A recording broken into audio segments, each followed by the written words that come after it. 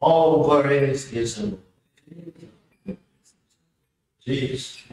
All glories is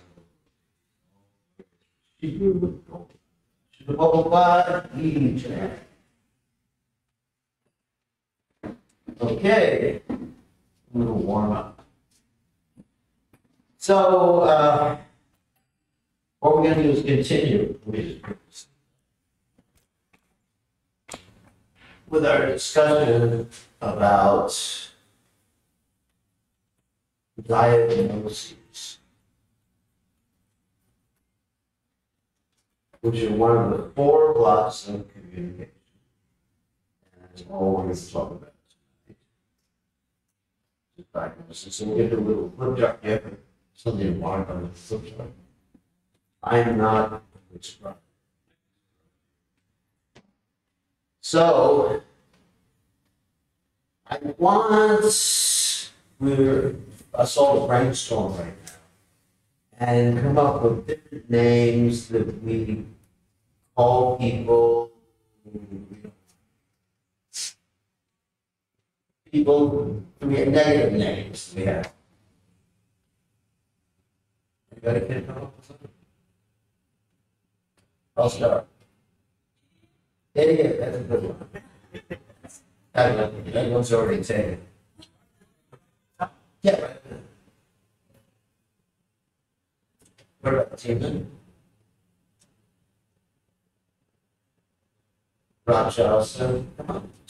You don't sleeping or something? Ignorance. What? Ignorance. Useless. Sorry, here, useless. Right? What? Funny. Funny? No, funny is a positive name. At least for me. No, we're going to do the names that actually are.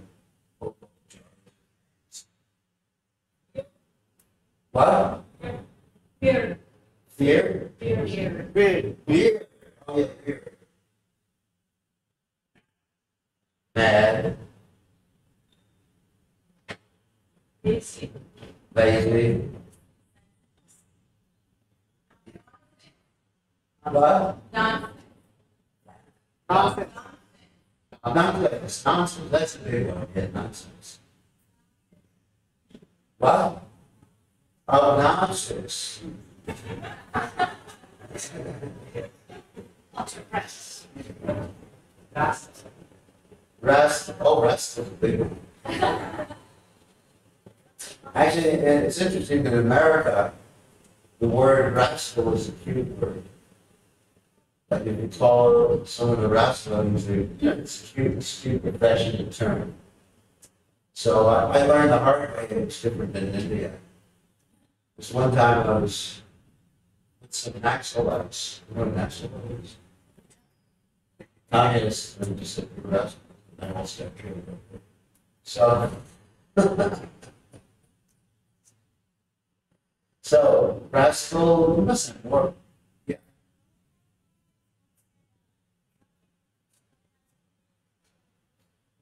What's that? A drunken monkey A drunken monkey. is stung by a scorpion that's possessed by a ghost. Let's just do one word. Monkey. How about this one? Insensitive. Insensitive. He's a dull, Strong-headed. strong-headed. Just labels like, you know, Gen Z, Gen X. Yeah, that's good. That's good. Yeah, Gen X, Gen Z. Conspiracists. Well, conspiracists. Conspiracists.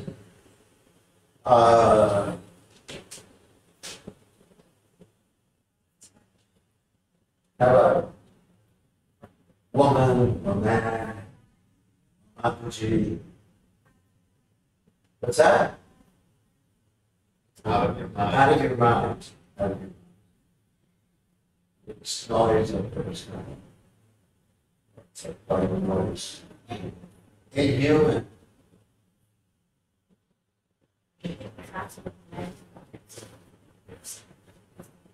Hopefully we can do this in a temple. Yeah, this is too much. It's extremely noisy. More than men, you can say.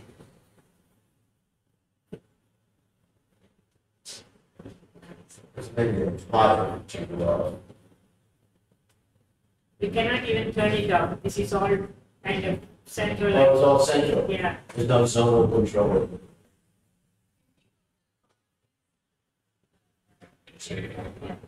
Yeah, anyway, we'll just tolerate it tonight. So any other words we have here? Inhuman, ugly, Irritating. how about ugly?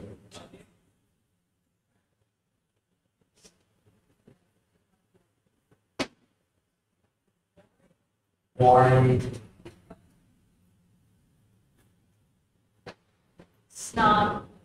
what? Snob. Snobbish, snob. Fallen. Yeah, that's a good one. That's Mental. mental case. What's that? Parasites. Let's do Neophytes. neophytes. Newcomer. Newcomer.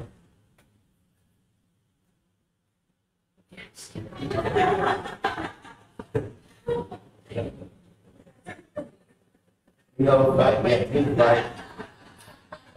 New person invites a lot.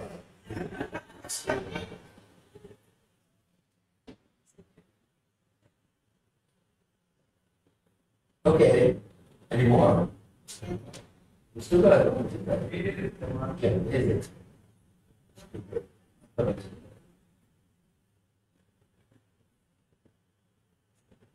Okay, you got all the negative ones?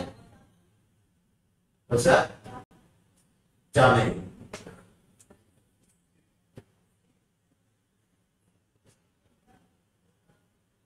Okay, do I have any volunteers?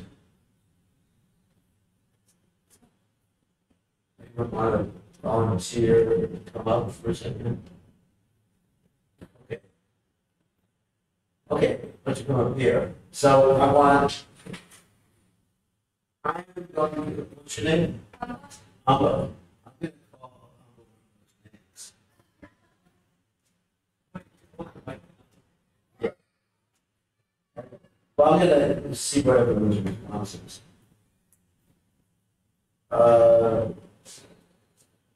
Okay. Everybody, Amma is weird. She's really weird. She's extremely a weird person. Very weird person. So how do you feel when I say that about her? Uncomfortable? I'm trying to look at her as a weird person. Take that image in your mind. Positive, negative feelings. Yeah. And then, why don't you go up to someone and ask them to be your friend? Here, go. She probably can ask her to be your friend. No. Yeah. Yeah. Can you be my friend?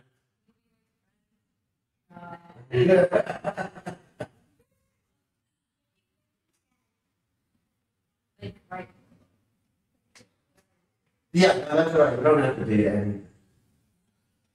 But simply like fixing that label in one's mind, and of course, it's a joke or a play.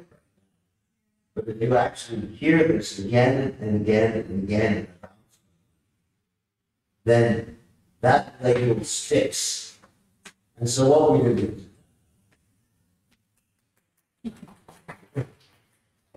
fix it.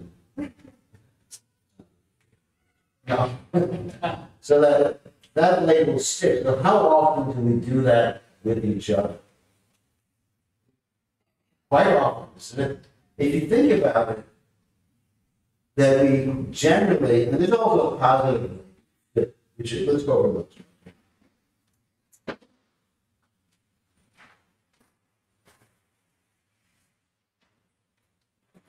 We just put that aside. Oh, Can I stick it on? yeah, you want. And where you ruin the walls.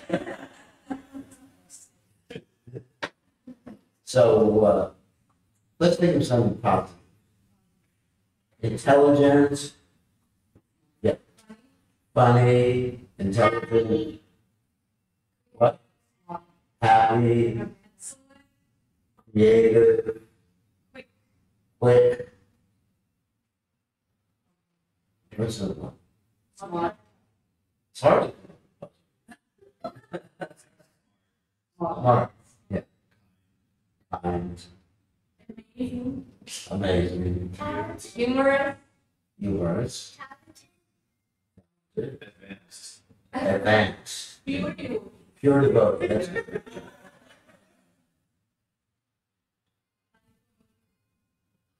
What's that?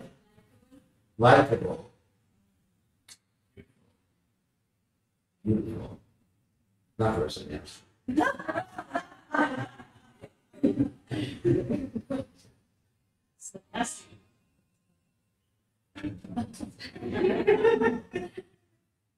Any more? Wise. What other we had smarter? Wise. Patient. Patient. Excellent. Wise. Responsible. Responsible. Resourceful. Resourceful. A lot of positives here. Good listener. Good what? Listener. Good listener. Good listener. Listener.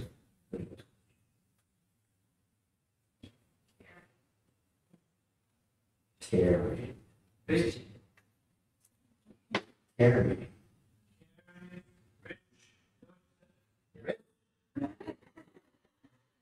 Excellent. Charitable. Charitable. Compassionate.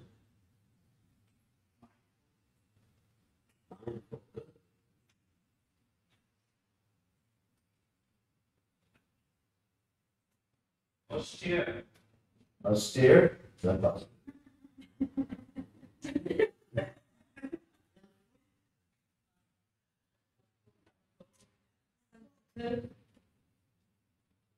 Respectful.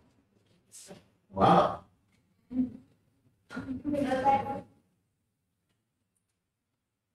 Enthusiastic.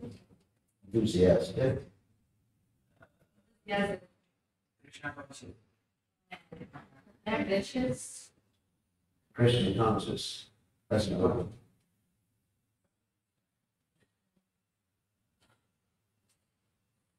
Ambitious. What? Is it empathic? Do that.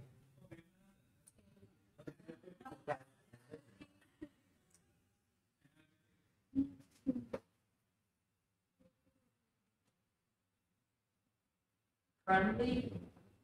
Right? Clumsy.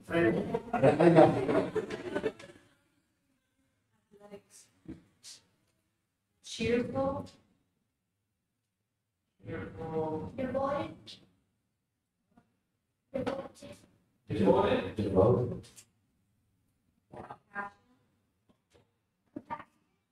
Compassion. Compassion.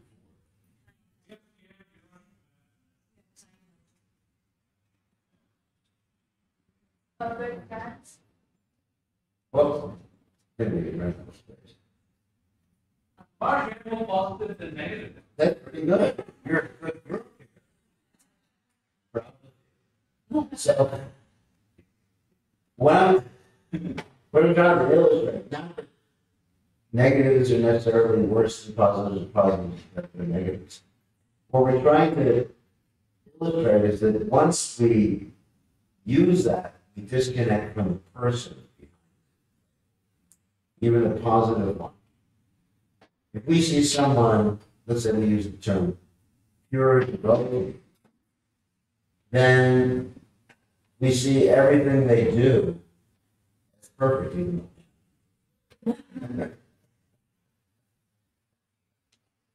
So in other words, that's the cognitive dissonance that we deny reality. And we have seen this in Islam, where there have been some problems.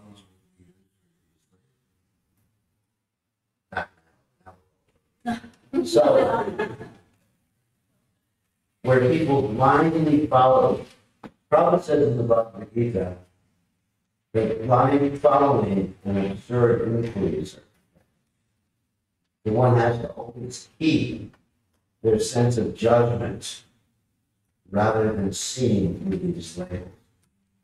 So these are one of the blocks of communication. You label people, and you'll see oftentimes when there's conflicts within an organization, it's based upon us seeing people in a particular way, rather than seeing them as persons, as dynamic persons. See, what we're talking about here are static labels.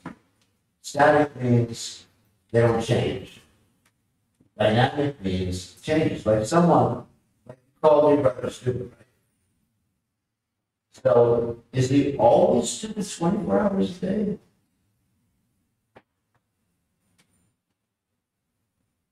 Sometimes he's not. How often? When he's sleeping.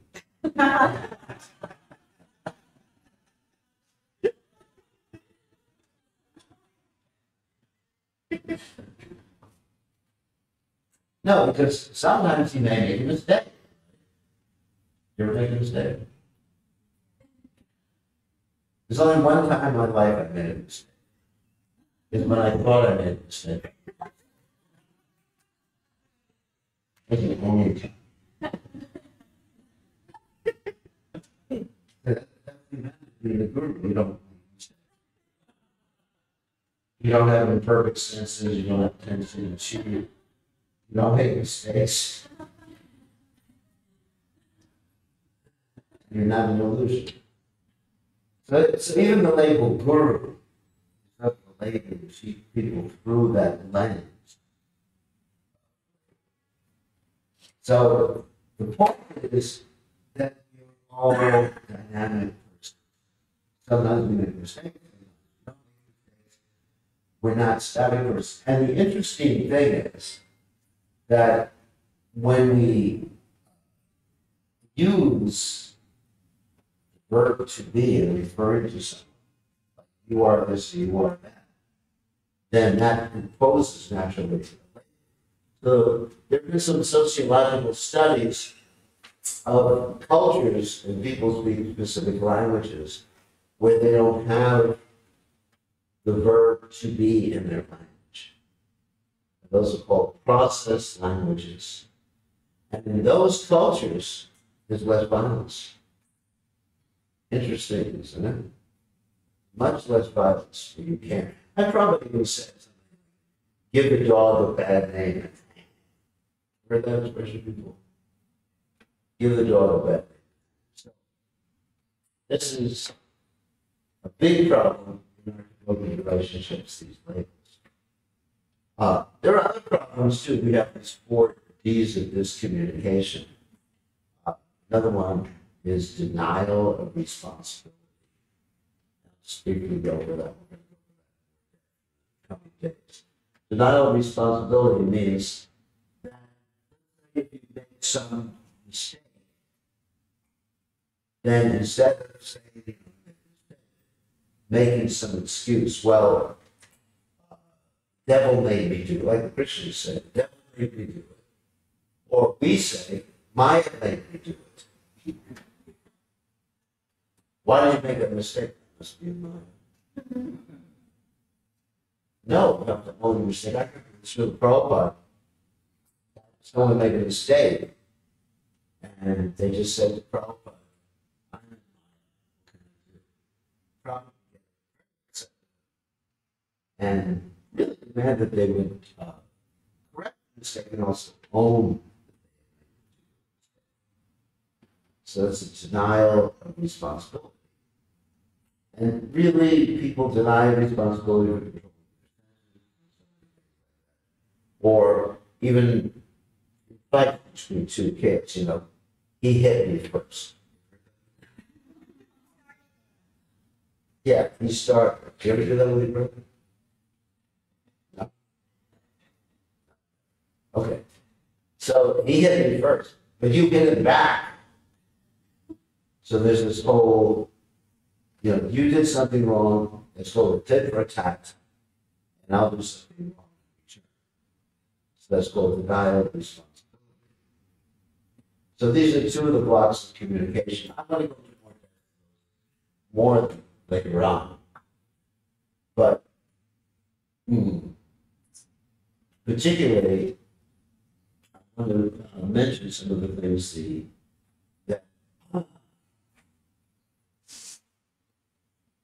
that actually interfere with our relationships within the society of Krishna consciousness.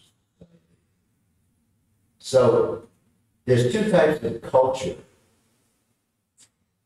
that we have. There's the culture of the servants, and there's the spiritual culture, and there's the culture of what we call domination, which is a materialistic culture. And insofar as the servant culture, the self-identification, I'm going to go over several categories. Self-identification is that I am a servant of a servant of a servant of the Lord.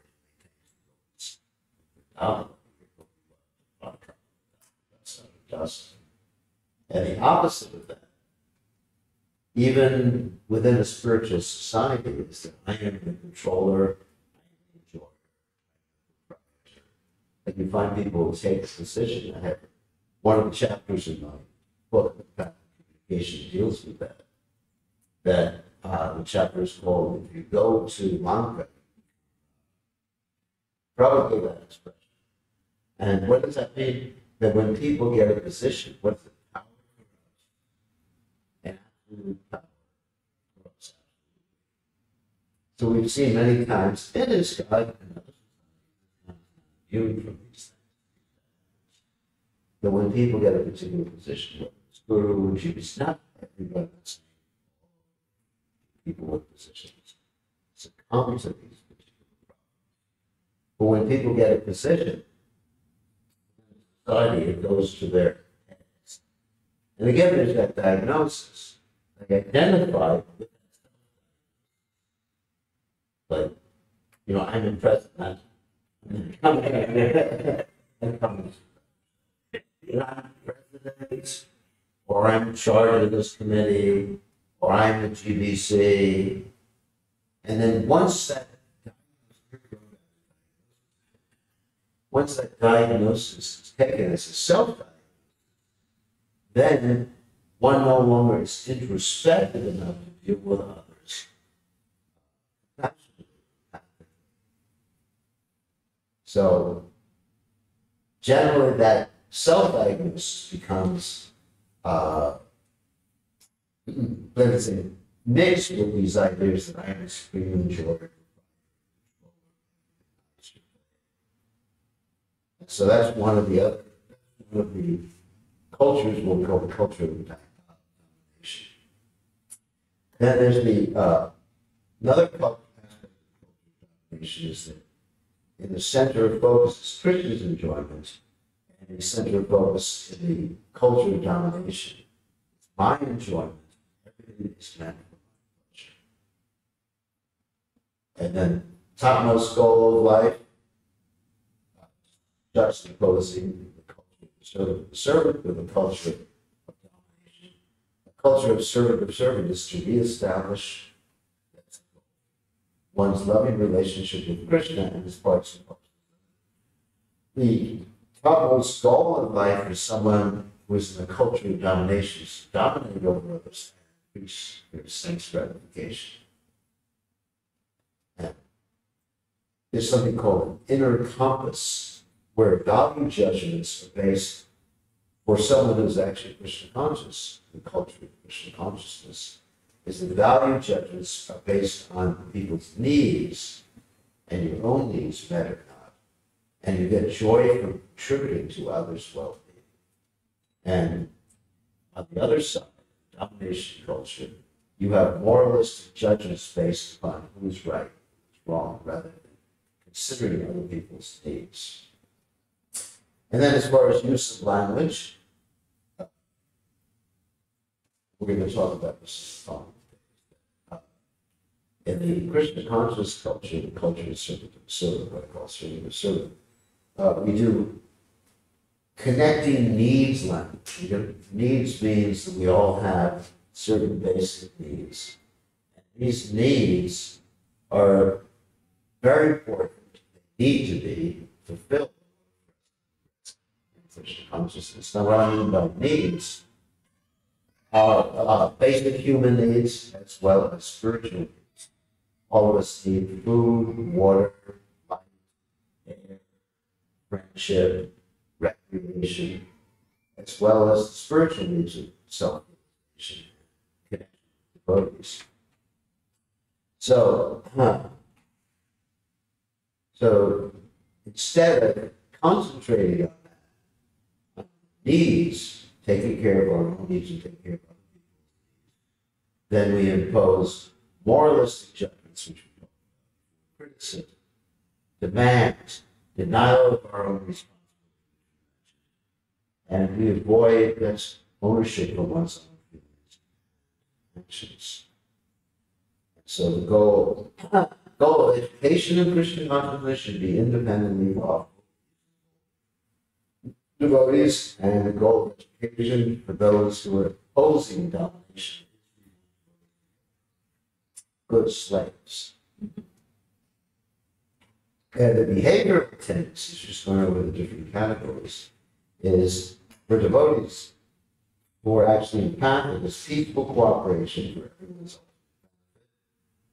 benefit, and realizing everyone's passionate nature and connection with Krishna. And for those who are opposed to that, what we call domination culture rather than passionate culture, might makes right, exploit other people and resources for one's individual self-interest. So the effect in relationships that comes from the proper culture of a servant of a servant of a servant is trust, harmony, connection, collaboration, inclusion, and the effect in relationships with people who don't accept that is mistrust, clash, separation, destruction, conflicts, loneliness. So, referring to the Upadeshamrita, Srila Prabhupada's Upadeshamrita, where he mentions, where Rupa Goswami actually mentions, loving exchanges between devotees, Srila Prabhupada mentioned that these loving exchanges without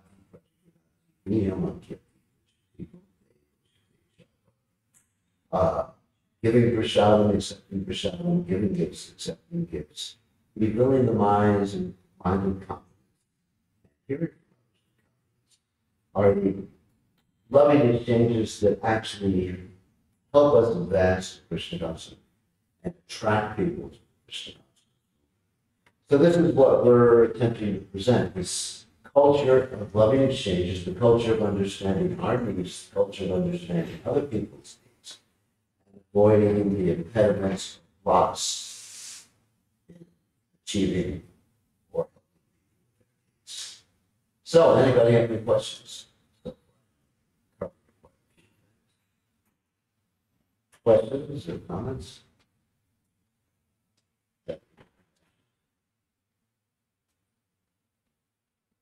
No? Yes. That's a microphone, bro. That's a microphone.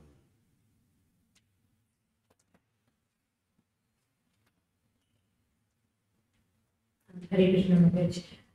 You mentioned about something about the dysfunction of the brain makes people not being able to recognize even if the facts are Yeah.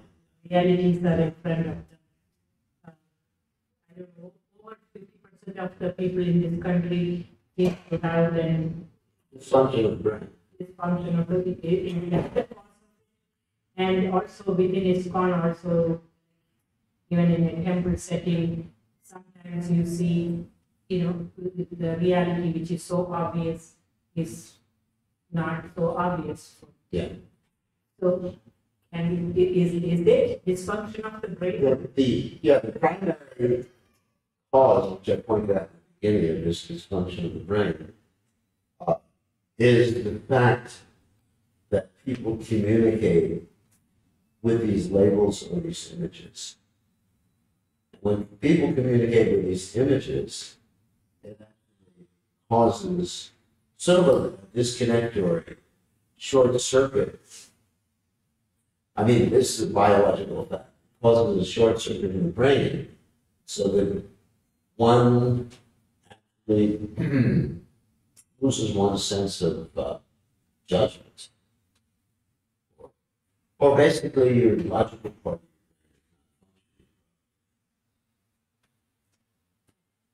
So Now, then, let's take, for example, something really radical. Like Germany during World War II. I mean, it's something that's not. Germany during World War II, you had people, and if you examine what Hitler did in terms of the designations that he gave to many different people, gypsies, Jewish people, and other people. And he utilized the methodology of fear. These people are going to take over, and he gave designations. And so what that did is it got people into a mindset where they would do things that they would not normally do. Now, I communicated with some people who were involved in that election. And after the war, they sort of snapped out of it when they realized that they were wrong. Because they had so much bought into the labels that they had been, let's say, indoctrinated. So, of course, it's not so heavy. We in the Christian conscious movement, not so heavy, hopefully. Not so heavy like that. But are labeling other devotees, or other groups of devotees, like we may have groups of devotees that are opposed to each other. We put, if you think about it very, very deeply, you're putting a label on them. You're seeing them through that lens. And when you see them through that lens, you don't see them as they are. You don't see them as human beings or thinking, feeling, spirit, soul, who have the same feelings that you have, the same feelings that I have. That I'm just saying rhetorically. That they have the same exact, every one of us in this room has the same basic human needs. Basic human needs. We all need friendship. We all need food and light, and we all need recreation, we need understanding, we need for love. All these things are part of the soul's needs, and the soul of the body, of course, because the soul doesn't really So we don't see people as people. We see them as things. And I mean, there's been some interesting studies of racism in the United States, where you have people who are members of the Ku Klux Klan before. You heard that organization? Anyone's heard about it? You know, they're a racial organization, racist. They're very much against black people, and in America they used to kill and burn black people at the stake, you know, on a cross. And so there was one prominent member of the Ku Klux Klan, and he was ordered to make friends with a black person. No such thing as black person. Person with darker skin. And he made friends with him. He began to understand things from his perspective. Then he no longer saw him as that image. So when we can do something called perspective taking, means we put ourselves in the shoes of the sandals of someone else. You know, how are they seeing us? How are they feeling? They're persons. Then you can bring peace in the community. And also there's been many studies between the Israelis and the Palestinians. The people consider themselves part of a particular group that's opposed to another group. You know, obviously that should be, that dynamic should be utilized with the Russians. So, but even on a microcosmic scale, which means just in our community, you'll see this particular dynamic. So the solution is that people sit down.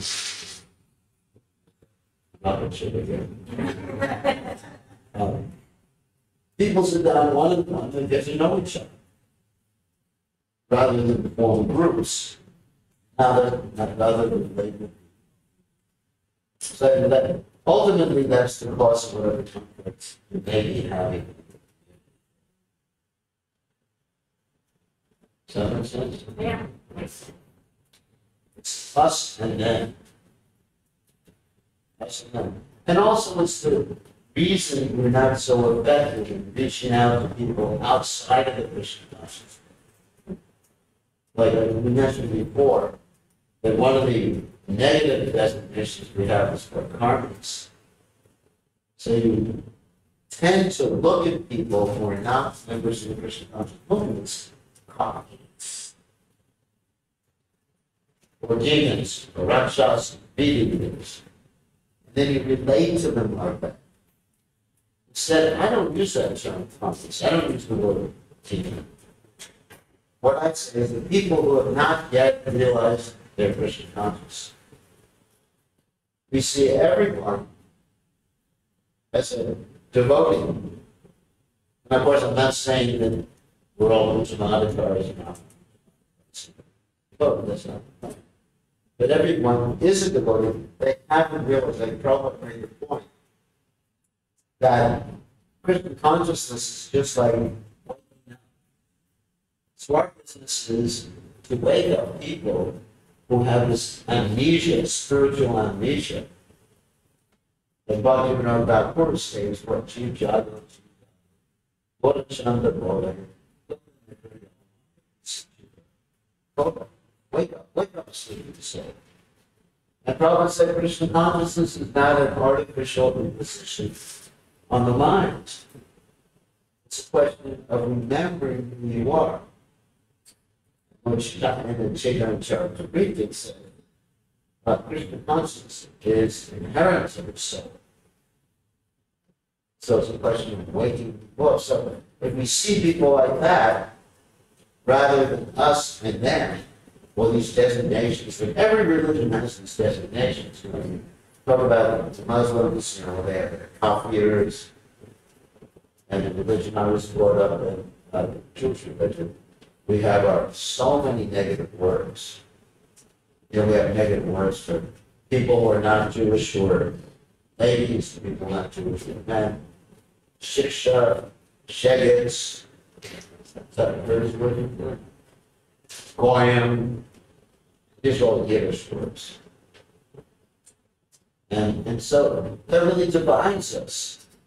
Because everyone is a devotee. About even on that point is Chaitanya Shamrita. Mentions that when we go to someone else's religious ceremonies, we should be appreciating that they're worshiping God in a different way, different rituals, but they're worshiping the same God. For example, I have sometimes gone to Christian religious ceremonies, and I wasn't a Christian. Reverting to my ceremonies. So I've gone to Christian just to see what they're doing, to see how they're playing music, to see how so to see how they're using music. There was one religious organization. It's called Hillsong Church. Where they have their kirtans. I use the word kirtan. They have their kirtans in a stadium. Yeah, 30,000 people having kirtans glorifying God. So I went there to see what it was like. And I was happy. Stood up and go. So, because I'm not seeing a difference. I'm not seeing. They are Christians. They are practicing Christianity. But they're not Christians. They're spirit souls. Part and parcel of Krishna, right? No one's a Christian. No one's a Hindu. No one's Jewish. Because what are we? Jiva's little boy, it's Krishna Das. All the ones of people of Egypt will just another, right? We're part and parcel of Krishna. So no one. So when we can throw out these designations, there would be one of the people. But if we see people as living entities with needs, people will be very attractive. Why do people join the Krishna conscious movement? There's a variety of reasons. Of course, Krishna says in the Gita, that people come here to people well, distress. That's true. They initially come for those reasons. But what actually convinces them to be Krishna conscious, more than anything else, is the body or the love between the devotees, the relationships between the devotees. And sometimes I've seen that people criticize our movement. I'm thinking about this temple here. It's not the most personal philosophy, but you have some of the most personal feelings. Not wondering, why is that? Well, as I explained before, that's because we have so many words. I think we have more words than any other religious group or spiritual group that to separate us from each other. We went over this wilderness, you know. Nonsense, karma, rakshasa. We even have clothes that we call karma clothes. Oh my God. I mean, the Christians or the Jews or anybody that's army clothes, you know, non-religious clothes, religious clothes. I mean, are clothes religious?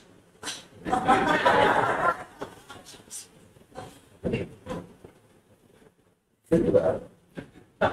And somebody's, you know, if I say, why are you wearing those army clothes here? There's a nozzle here in front of you with army clothes. Is it? Yeah, I mean, I'm clothes. So, but you know, like you go to India, you'll find many people who do like atrocious things wearing clothes. Right? So they're wearing devotee clothes. But they're doing things that's, well, eat fish and eggs and everything like that. Right? So, we just have all these, I think we have more, like I said before, we have more labels than everybody else has. And so, really divides us up. And that's why we have this pluralism and divisions between people. What's the solution? The solution is we meet and we talk about each other's needs rather than labeling people. So that's my analysis why people and why devotees have bringing new people. It's the same thing that's domination culture we're talking about. I'm better than you. I know better than you. Like if I am thinking, I have this GBC, Great Gates.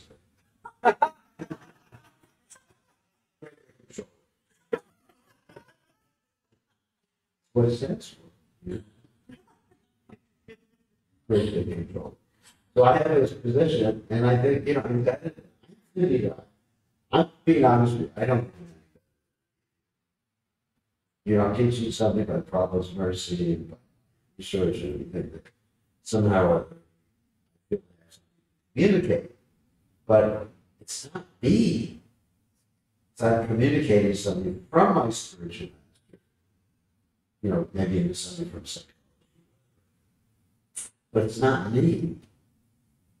So, but we often think it's me doing these things. I'm the one who's responsible. I'm the one who's kept. I'm, positive. I am. What? Intelligent, funny, creative, smart, kind. Wow. Okay. You're devotee, likable, beautiful. No.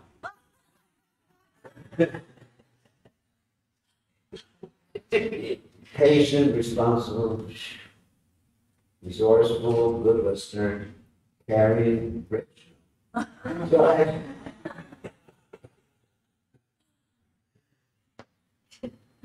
then you hear praise, people praise you, and they begin to believe it after a while. He who praises me is my enemy. Because usually someone who praises you, they want something. Like if you go to a sacred sale, I think that Prabhupada said that's the way you distribute books. You go to someone and say, you're so. And the Prabhupada said, then forget everything you've learned. And take a course you're coming off of this movement. So, yes, but these labels go to our head and break us. They don't make this happen. Because when you're trying to live a label, you're not living. You're not happy. Because then that's how you see yourself. So we're going to try to present, I guess, over the next few days where we can more practical. So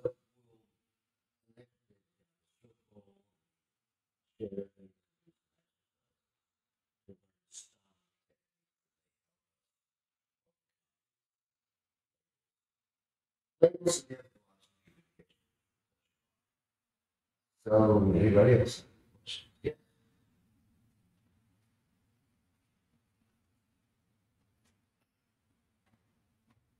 Maharaj, you were mentioning about how we see outsiders or who have not yet taken up Krishna consciousness.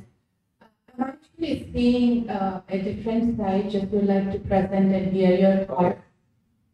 When we see someone coming first time, second time, I see, including myself and the other devotees, we take so much care. Oh, here is a wonderful person.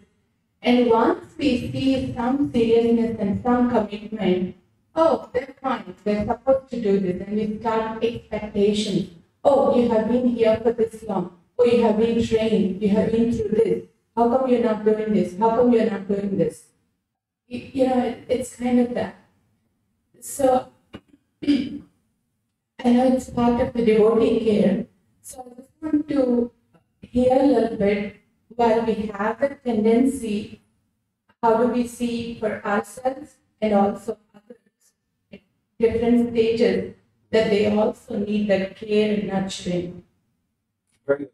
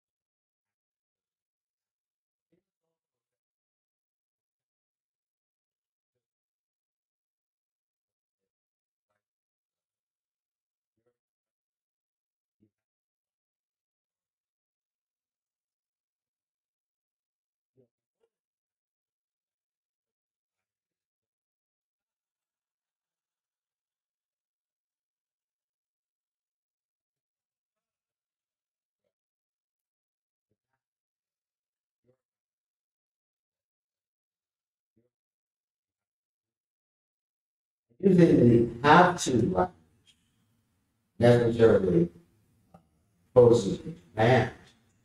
And when someone hears that demand, the natural response is that they don't want to do it. Instead of requests are different than demands. This is another point. Probably on Saturday. Today, and I guess tomorrow, just the introduction. So people naturally want to excel because everyone has a sense of autonomy. If I hear you have to do something, I'll do the opposite, even at my age. I'll give you an example. That I'm doing things even now that are still evidences of my rebellion against my mother. Now, my mother passed away in the but I'm still rebelling against her because I'll give you an example. She demanded that I take my laundry, and put it in something called a hamper, receptacle. And so, but she demanded that I do that. I can't do it now. Anybody who knows me, I just throw everything on the floor. Because I'm still rebelling. Rebelling. So I'm still rebelling against them. But other things too.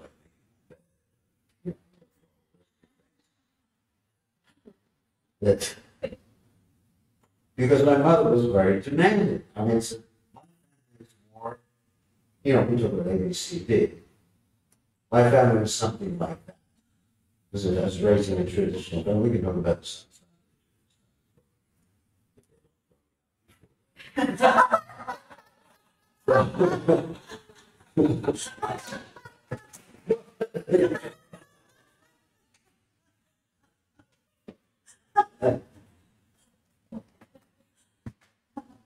So, it's like, families, traditional families, your children, you demanded that they do well in school. And it's also based upon rewards and punishment, which is another big issue. That if you do well in school, we'll give you more of your allowance. I mean, my family, really, if I didn't get an A,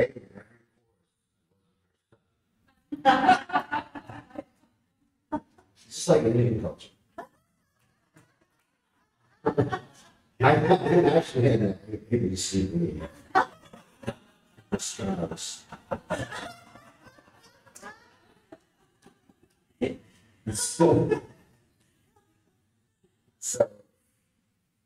Anyway, so if you think about each and every one of you, you're still rebelling in your life based upon the demands your parents made.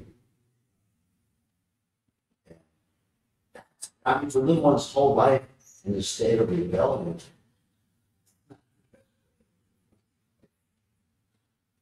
So I have to be unconditioned,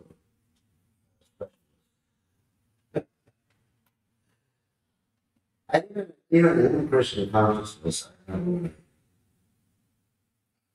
joined, and for the first, after the first years of it, I was traveling with a sannyasi, demand that I do certain things.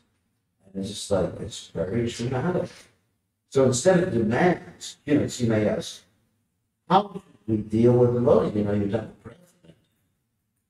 What am I going to do? War needs to be swept, the RT needs to be done. So what am I going to do? Am I simply going to bring in indentured servants from India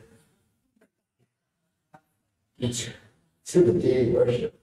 They'll serve nicely for 3 or 4 years until they get their green cards.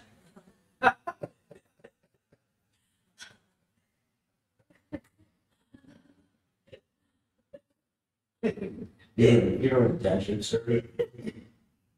Like a lot of the preaching I do is in Fiji, where a lot of people came from India. They were brought as indentured servants to do the sugarcane farming. So for like 6 or 7 years, they had to just serve slavery. So, it's not a very good thing to be involved. So instead, we have to learn the compassionate mood in art, requesting people. How do you request people? You request people basically with the mood is if you are willing to do something. And be ready that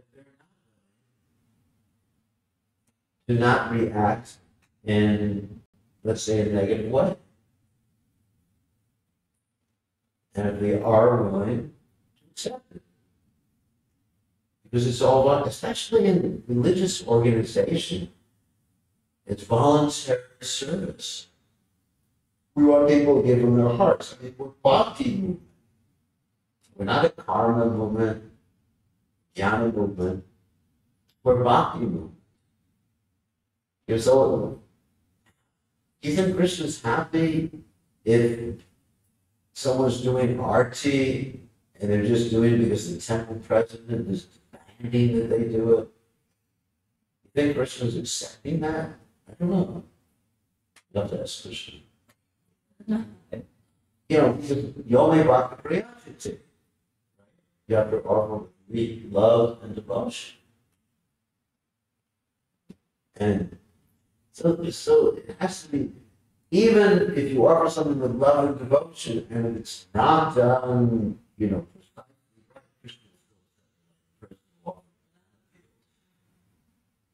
not saying we should do that. That's ridiculous. But, they were peeling the banana. Or, like Shabari, the story of Shabari.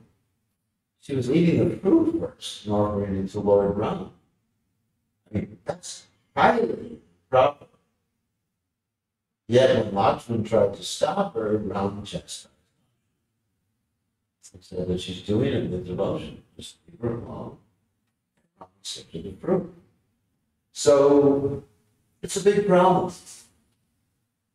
So we can get a lot more done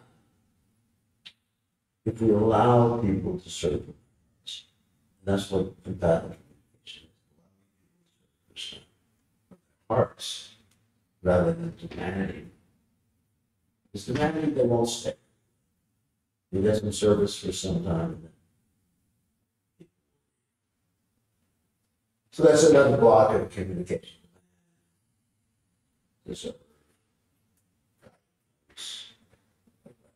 So any other questions, comments? Sorry, almost done. Questions or comments? Yes.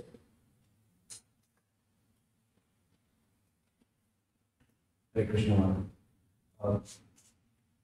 There are some people, some people who are good, who are into Krishna consciousness, and there are some people who have some negative labels.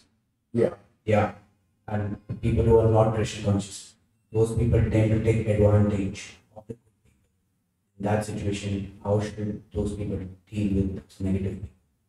Well, I would say negative people. I would say that people who are using negative, sometimes use negative words. You mean to manipulate people, manipulate you using negative words upon you? The method of dealing with situations like that is not to hear the words that they're using, but the reason, the need, this is something we really have to explain. The need that they are trying to express in their own feelings. Let's say someone, for example, let's say someone calls me, this is an exercise we do, but let's say someone calls me an idiot. Okay? It's one of them. Someone calls me an idiot. Instead of hearing those words, I don't understand that those words, whatever words he's speaking, I'll hear them, but not in my heart. Whatever words he's speaking is an evidence of his own emotional state and his own needs that are not met. It has nothing to do with me. Nothing to do with me. Because I'm not really dependent upon what he thinks. You know, this means developing a very strong sense of self-worth. So you're not really disturbed by what other people say. Of course, generally in Indian culture, there's so much emphasis on reputation, what other people say about you, isn't it? People are very, very concerned about reputation. Of course, that's an advantage of being from the West. You don't really give a damn. But it's, it's part of that culture. So one has to develop a healthy psychology and emotional state so that one is not dependent on others to fulfill your needs. This is really important. Because too much dependence, Prabhupada said, too much dependence on others weakens one. So people become very, very weak when they, even though they're functional adults, they actually depend on others for needs. Like, I think, I go over to someone's house and they cook for me. And they cook for me. And so, but I'm not dependent, so I don't have to make that demand on them. If they don't cook for me, that's all right. I cook for myself, I know how to do it. I can go into the kitchen and go to the Instant Pot. Put some vegetables in it. Or, I have one time I was at communication, I had nonviolent communication intensive, 11 days. And I didn't eat the food that really wasn't vegetarian. And so, but I'm fine. I just went to the nearby supermarket, bought some things, made my own yogurt, and had a good time. So one has to develop a healthy sense of self-defense. Then someone says something to you. As we said, when I was young, we used to have this line, sticks and stones will break your bones. Sticks and stones will break your bones, but names will never hurt you. So what happens with what I do, or how I think, is if someone calls me one of those things, I think that person sounds like they're in pain. I have taken care of my own needs. So, I know that myself. I don't demand from them that they. I don't need that. I don't demand from anybody. I can, I have plenty people like me, some plenty people hate me. When you get a position in society, it's common or not this time. You can go on the internet, you can find so many things about it. Negative. So I would just take that this person is suffering, this person has some unmet needs. I'll try to understand the other person's unmet needs. Not necessarily that I would do something about it, but I would think compassionately. Yeah, because why would someone call me an idiot anyway? Unless they were in pain. Right? Or any of those movies. Neophyte, parasite. It's a good one, parasite. I guess it's a parasite. It's an analysis of parasites. I think it said that at the bottom of time.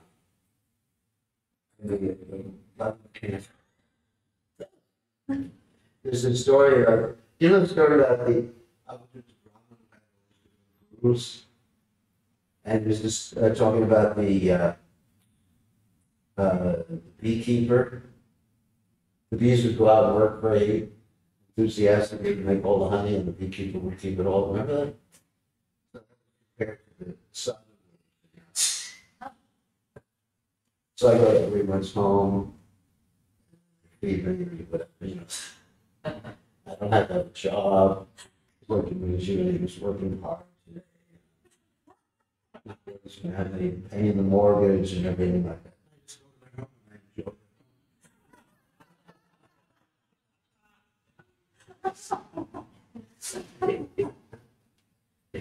This is a healthy life.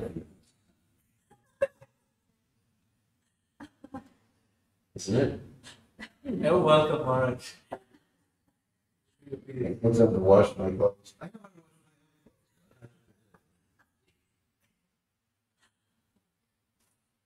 So, I actually look at someone else, try to understand how they're suffering, and that can evoke some compassion rather than getting angry. But it takes some training or experience to practice. But that's compassion. Like, you find this in many things. Because I'm not that compassionate. But you find the case of, we'll say, not only verbally, but physically beaten. So many marketplaces. And yet he was concerned for the people who were beating him. You know that story. And then you find that in the Christian religion, you have Jesus Christ, the persons who pinned him on the cross, give him forward. So that, that's really deep. But I wouldn't be like that. There's a limit.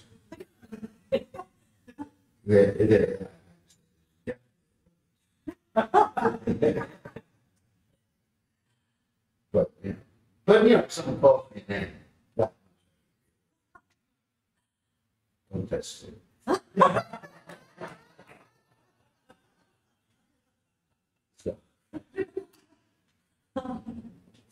So, this is simple problem. So for me, because I take rest early to get up. Any questions? Other questions? Tomorrow we'll be in the temple room and we can sit in a circle. Get kirtan where we will get.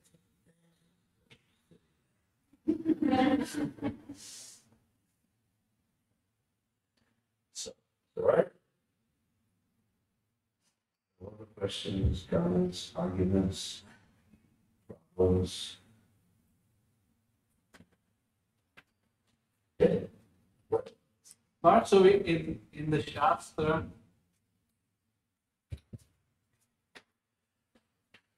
we find that Krishna and devotees also in the scripture, we see a lot of diagnoses and labels. Yeah. Like Kshatriyas, resourceful, charismatic, chin, or or just the label of being a Kshatriya, label of being a Shudra. Or Krishna starts the Bhagavad Gita telling Arjuna, you're impotent. But what? Yeah. You are impotent. You are impotent. So Vaishnava, we don't see them like that. We do see that people do have certain psychophysical tendencies. That's what we mean by Vaishnava, Shudra, Kshatriya. The people have a psychophysical tendency, but ultimately, the problem is that they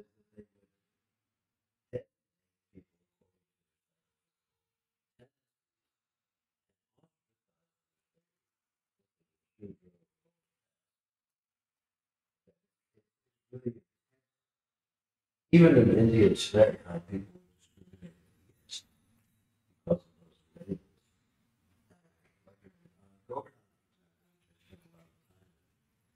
There are people who are Rajavasi born in Govardhan,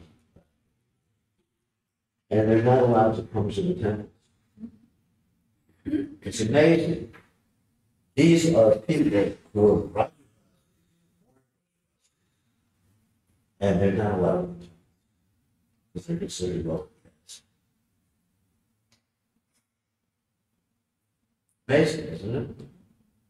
So we don't want to designate people that way. We say people have a skill set, propensities, psychophysical nature. Fine. And it's important to understand that because otherwise, Prabhupada said one of the spiritual master's duties is to ascertain the psychophysical nature of the disciple engaged in the courting. But not to designate. Krishna sees everyone equal. Isn't it? Krishna has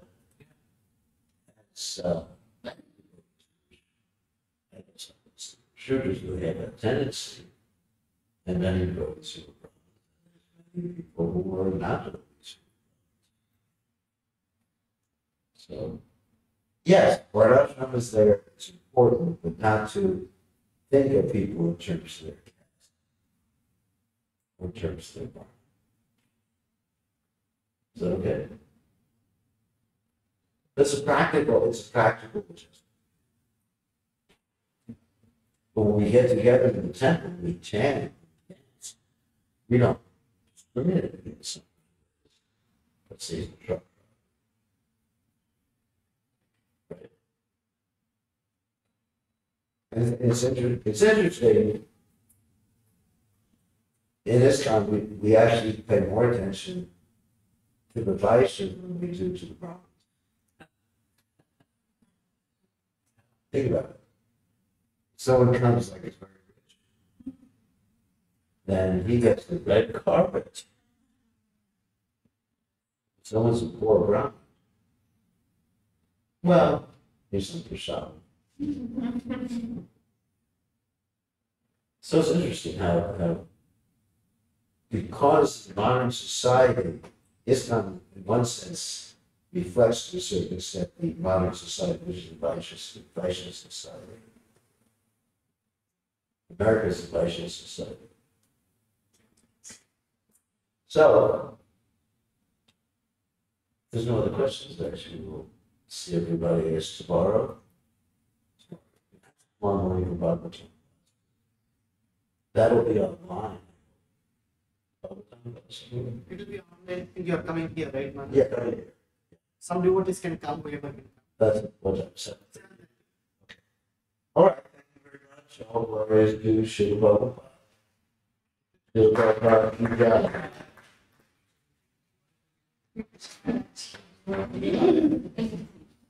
There are some books that Maharaj has written, some copies of the books that Maharaj has written. It's really transformed my life. If anybody feels inclined to, maybe Maharaj would be willing to sign it, and you can give a donation, whatever you like. And then there's the sun downstairs. So we'll continue tomorrow.